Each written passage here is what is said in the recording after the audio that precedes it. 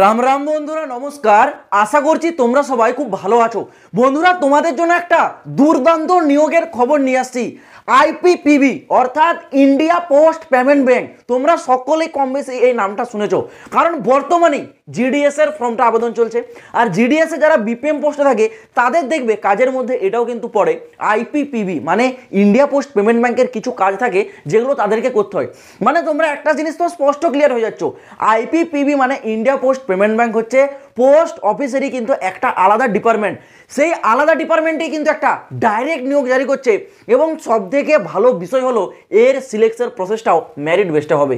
যেমনটা ঠিক জিডিএস এ হয়েছে তোমাদের মেরিট বেসডের চাকরি, এটাও কিন্তু নো এক্সাম, একেবারে মেরিট বেসডের চাকরি। ভিডিওটা কমপ্লিট দেখো, ইতিমধ্যে ফর্ম আবেদন শুরু হয়ে গেছে। পুরো ভিডিওটা দেখো, এ টু জেড ডিটেলস তোমাদের সাথে আজকে বিস্তারিতভাবে আলোচনা করে দেবো।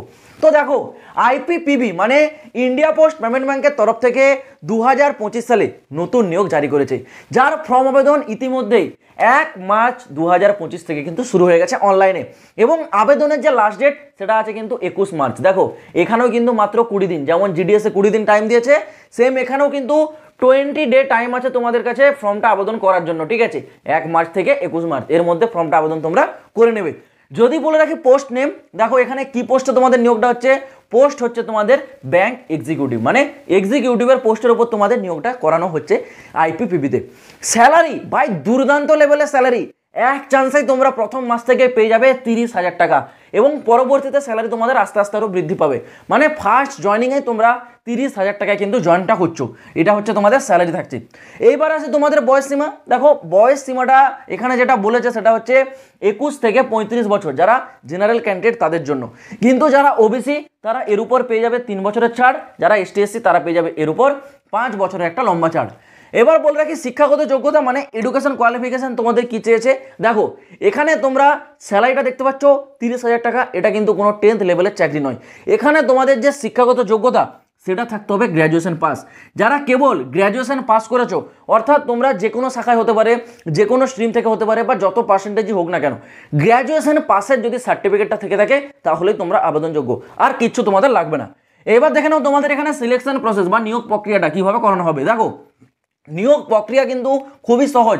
প্রথমেই তোমাদের একটি মেরিট লিস্ট জারি হবে, সেই মেরিট লিস্টে যাদের নাম থাকবে তাদের একটা ইন্টারভিউ কন্ডাক্ট করানো হবে। আর এই ইন্টারভিউটা ভাই নামমাত্র, ঠিক আছে, ইন্টারভিউর ওপর তোমাদের সিলেকশন নয়, ইন্টারভিউটা জাস্ট তোমাদেরকে কোয়ালিফাই করতে হবে। সিলেকশন তো তোমাদের মেরিট বেস্টের ওপরই হবে। মানে বুঝতে পারছো, ইন্টারভিউটা জাস্ট তোমাদের একটা কোয়ালিফাই নেচার থাকবে, শুধু নামমাত্র করানো হবে। যখন তোমাদের মেরিট লিস্টের নাম আসবে তোমরা জানো যে আমাদের সিলেকশন হয়ে যাবে যদি আমরা ইন্টারভিউটা ক্লিয়ার করে নিই। ব্যাস, দ্যাটস ইট, এটুকুই। এবার দেখে নাও তোমাদের এখানে অ্যাপ্লিকেশন ফিস। অনলাইনে ফর্মটা যে অ্যাপ্লাই করবে তার জন্য অ্যাপ্লিকেশন ফিস কিন্তু জমা করতে হবে। কত টাকা? যারা এসটি এসসি পিডব্লিউডি তাদের জন্য এখানে অ্যাপ্লিকেশন ফিস কিন্তু 150 টাকা, ঠিক আছে। আর যারা ইউআর ওবিসি তাদের জন্য 750 টাকা, এটা হচ্ছে অ্যাপ্লিকেশন ফি। এই থাকছে তোমাদের অ্যাপ্লিকেশন ফি।